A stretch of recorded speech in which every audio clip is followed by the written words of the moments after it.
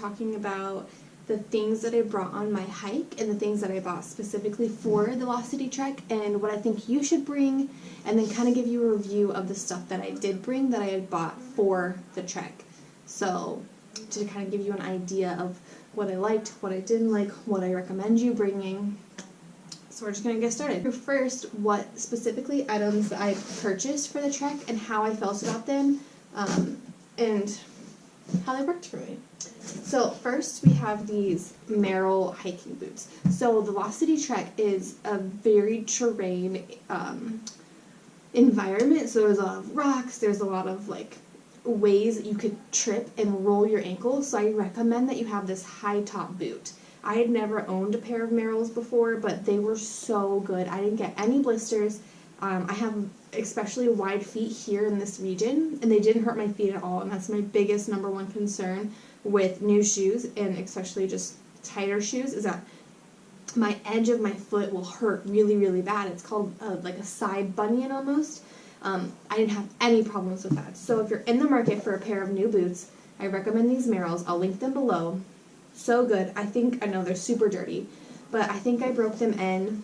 I tried to break them in. They didn't really need breaking in, but I wore them to the gym a couple times, and I would just walk on an incline in the treadmill for like 10 to 15 minutes a couple times a week, about a month before I took them. And it was like sporadic, so I wouldn't even say that I actually broke them in, but they were really good. The next thing I have is these Keen's water shoes. So I use these anytime we went into the water, into the waterfalls. I never stopped and changed my shoes in the middle of the trek to cross water paths. I just tried my hardest not to step into the water, so I only used them at camp when I took my boots off, and of course in the water. And these were really, really good. They gave me blisters on this part here, but after a while, you break them in, you don't get the blisters anymore, so that was a little bit of a downfall. I should have broke these in. I didn't realize I should have broken these in before I left. And then I don't know if it's because I had them hanging on the back of my backpack, but they started tearing right here already. So I'm going to order a new pair. I'm going to return these because they are ripping. And then I'm going to give them another try. But if they rip again, I'm going to move to like Chacos or something. But Keen's are a really good brand. And I trust them. I feel like maybe it was just a faulty or just the constant like that on the back kind of ripped them. I don't know. I did look at Keen's hiking boots, and I personally did not like them. They hurt my feet when I tried them on at the store, so I knew they wouldn't be comfortable even after I wore them for a couple times. So you can feel free to try on Keen's hiking boots. I have a friend that really likes them. I just personally did not. Those are really good.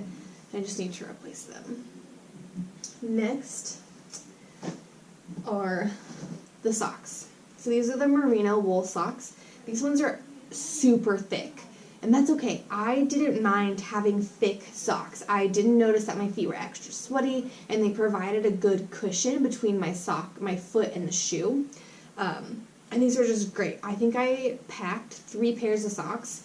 I only wore 2. So you're supposed to, or it's recommended to wear a new pair each day. I personally did not. I wore these twice and my others twice. And if you don't feel like spending money on thick merino wool socks, or even the smart wool, which are thinner, then I just wore a pair of high top Nike socks, and those worked fine. No blisters, nothing. They're socks. They're great. It's fine. The other thing, these pants. You need to get you some pants. Some hiking pants. It doesn't matter how ugly they are. I recommend these pants for anyone. These are just the REI brand of hiking pants. They unzip here to become shorts, and then they unzip here to give you like air if you want to roll them up, or if you're taking this part off, you can unzip it, and your boot will fit through a lot nicer. These pants are a lifesaver. They saved me from 1,000 little ticks, and they're not like heavy, so they're really lightweight, and they're breathable. So I didn't feel like overly constricted or like super hot in them, so I recommend those. Other people just wear regular shorts. You can really just wear whatever you're comfortable in, and some girls wore yoga pants. I don't know. I don't like the tightness of them because I feel like mosquitoes or ticks could like bite you through them. I'm not sure about that. I haven't and I just feel like they'd be hot and sweaty, and these ones were, it allowed you to breathe and move, so to each their own. Next are these stuffing sacks. I wasn't sure about these, but I really liked them. They were really small when I first got them, and I'm like, what am I going to put in them? It's just so small, but it worked out perfectly. So the bigger one I used for dirty clothes. If I had any dirty clothes that I knew I wasn't going to wear again, they got put in here. So like dirty underwear, one of my socks were finally dirty, I put them in here, and that was great. Well worth it. The smaller one, medium-sized one I should say, I put my wet swimsuit in. So your swimsuit never dries.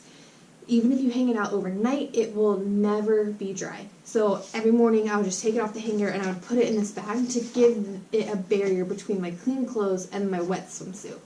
And I would only recommend that you bring one swimsuit because the swimsuit as it gets wet is heavier. And again, if it never dries, you don't want to carry around 3 wet swimsuits. That's just going to weigh your pack down. So bring one swimsuit, one bag to separate that. You can even, if you don't want to buy a bag, use like a plastic bag. Just don't throw it away or throw it in the ocean, and recycle it when you're done. The last set of the 3 stuffing sacks is a smaller one that I used for my blister packs and my medicine and a first aid kit. They have first aid kits there, at least my company, the Magic Tours, did, but I just wanted to have my own, just in case. Like, what if we always ran off? What if I got hurt when we were running off, It's just great to have. So that was like the perfect size for my first aid kit. The other thing is a microfiber towel. You need this towel when you go hiking. It dries quickly, it dries you quickly, and it was just a great addition to my pack. So you can get this off Amazon. At first I wasn't sure that I would get dry because like my towel here is like so fluffy and nice, and this is like super thin, but trust me, it does the job and you feel so smooth after you use it. I got the bigger size, and I'm actually glad that I got the bigger size because a lot of people recommended just getting the smallest one that you can get because they do dry very well and they dry you very well, but the bigger one allowed me to wrap it around my body and change outside. Like if I needed to change clothes before like lunch, before we went to the river, I could just wrap myself up in the towel, change underneath the towel, and then it was fine. I didn't have to go wait in line for the bathroom or find somewhere else to change. So I actually recommend getting a bigger size towel. Some people, for weight purposes, recommend getting the smaller size. So you just have to play with what you want to use your towel for. Things. This headlamp. It's by Petzl. It's almost like pretzel, but there's no R. It's perfect. You need a headlamp or a flashlight. For in the camps at 9 p.m. they turn all the lights off. So if you're someone that stays up later and you're out with friends or you have to go to the bathroom, you're going to need some sort of light source to get there because it's like pitch black out there. There's zero light. And this came in handy every single night. Every single night I use this. And I recommend this one because it can fold down, can go up. It was just so nice. And it came with batteries, the whole shebang. It was great. I also have a waterproof Ziploc bag, if you will, and I put all my electronics in here. So my batteries, my my GoPro batteries, my phone charger, my little power pack for my phone if I wanted to charge it via that. All of that went in here, so that was like really good versus a really big waterproof casing because this is waterproof. So this just like cut down on space in my bag. Lastly is the pack. So I spent all day at Bass Pro looking at the different packs that I could potentially purchase for this trek, and I knew I needed something to carry clothes and stuff for 4 days, and I knew I needed it to have the camel pack, so the bladder. And I heard Osprey was one of the best hiking brands, hiking backpack brands, and I have to agree. Like, this bag is amazing. It has so much space, so many pockets that you can shove things into. I actually found a pocket I didn't even know I had while on the trek, and that was just amazing. It didn't rub on my shoulders. I never felt like it was overly heavy. I never felt like it was hurting my back, and it was just amazing. So if you're in the market for a hiking backpack, look through the Osprey section. This is the Sacab 30, and 30 is just like 30 liters. Like that's how much it could theoretically, the space it could hold. So if you want a small one, you can get the Osprey Daylight pack, so just be a little smaller backpack. You can get even a bigger one that my friend had, but this one was perfect, so a 30 liter was perfect for the 4-day trek that we went on.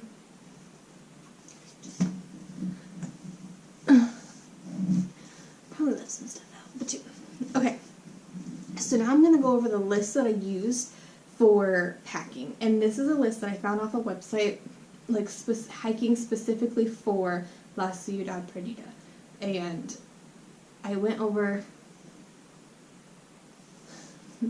and I went through, I jotted it down, and then I looked at everything that I needed to bring. So I was just going to go through it all, tell you what I recommend you bringing, some things you may or may not need, and then like what I ended up using that I brought that I wish I hadn't brought, and things that maybe I should, and then things that I should have brought that I didn't. So, a waterproof backpack cover. I didn't bring this, and I didn't need it. I Googled before, because as I was purchasing it, that was like one of the things that was recommended, just so that you don't get everything in your pack wet. But I Googled, and it said that we were in the dry season, and that it was like a 10% chance of rain. So I was like, okay, I'm going to take that 10%, and I'm just not going to purchase it. Didn't purchase it, didn't need it, it was golden. However, if you go in the rainy, wet season, I recommend you bring one. Just because it would suck to have your pack ruined and everything get wet. So, take it whatever season you're going for. If you're in the dry season, risk it. You don't need it. Hiking pants, yes, completely agree. Sport shorts. I use the shorts when we are sleeping. So there's two camps here. Either long light pants to sleep in, or shorts. Apparently the long light pants are supposed to keep mosquitoes off of you better. I wouldn't know because I never used them. I wore the shorts the entire time. Maybe if I would have worn the pants, I wouldn't have had as many mosquito bites as I had had, but it was hot at night and the shorts were just better, in my opinion. A Columbia like SPF shirt, one of the button-ups. I would recommend bringing that. However, I wore it twice, I think, because halfway through each day hike, you were so hot you took it off, and you just like hiked in your sports bra. So I would only bring one shirt, and I would only bring one pair of hiking pants. Some people say bring two, have one for like 2 days and one for another 2 days. Honestly, everyone smells bad at the end of the time. It makes your pack lighter, and nobody cares. I wore the same set of clothes the entire time except for my sports bra and my underwear and my socks. So I recommend one pair of hiking pants and one Colombian shirt, because you're going to take it off and we're hiking your sports bra anyways. So speaking about sports bras, I brought two sports bras. I wore one the first 2 days and then the other one the last 2 days, and it worked out perfectly. For my socks, I brought 3, but I only used 2. So I didn't change them every day like it's recommended, and I was okay with that. I didn't have any issues. I didn't get my socks wet during the day, so I didn't have a problem with having to reuse wet socks, and I think that's where a lot of the bring a pair of socks for every day comes from. But again, if you're going in the dry season, you really don't need a pair for every single day. Like 2 or 3 pairs is fine. If you're in the rainy season, okay, you might need a pair for every day if you're constantly getting rained on and your socks are getting wet, because nobody wants to put wet socks on again in the morning. You definitely need to bring a hat. It does get very sunny out there, and it just kind of helps keep the sweat off your face, out of your eyes, and I don't know. I recommend bringing a hat. It's like a ball cap hat is what I brought. Underwear for each day. Yes, don't be gross. You need underwear for each day. A sweat rag.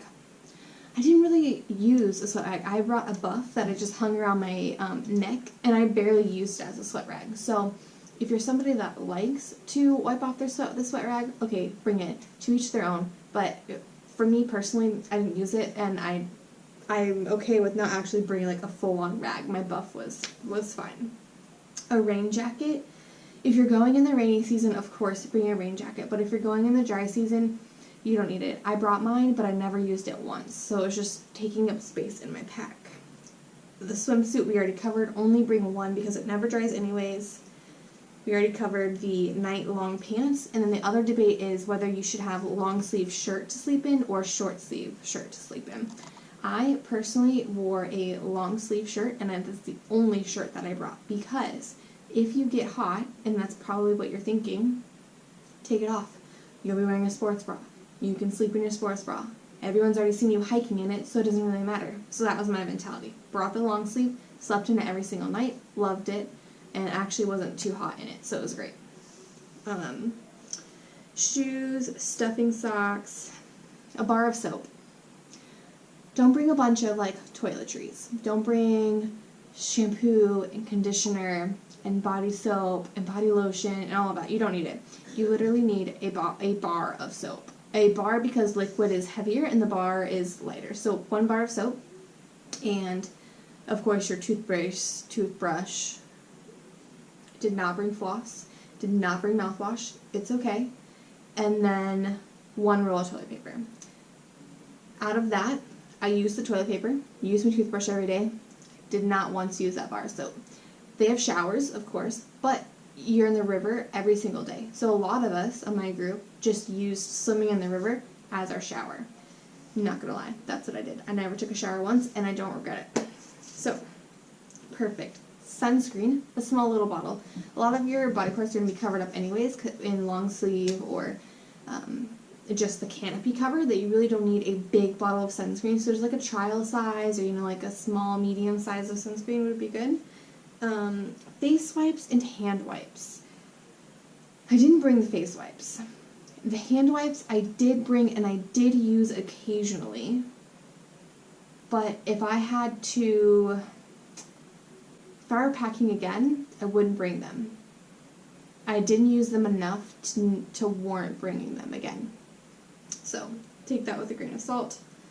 Blister packs. I did bring a blister pack. I brought the Moleskine. I used them a couple times, but I'm not sure if they actually did anything because by the time I took my sock off, they were in a different spot than when I put them in, and so I think the sweat just didn't really work with them. But I had a friend that used my blister pack, and he said that they were amazing, that they helped his feet a lot, and he loved them. So I would bring them just in case, because even if you don't personally use them, somebody in your group might need them. So bring a blister pack, either the Moleskine or the Band-Aid brand of blister Band-Aids. I would recommend those. A phone charging block, I would recommend that because the phone charging ports through camp are slow. So bring it just as a backup, just in case. The headlamp, the dry bag, I brought this. So you don't need like a big full dry bag. And then obviously sunglasses. If you wear regular glasses, bring a case for these, your contacts, a water bottle. So I had my bladder and a Nalgene bottle that was always full, hanging on the backside of my backpack. Highly recommend it. Sunglasses, yep. Hand sanitizer, big one. And then any of your camera stuff that you want to bring that too. And then some things that weren't on the list that I brought anyways, and I'm so glad I did, were snacks.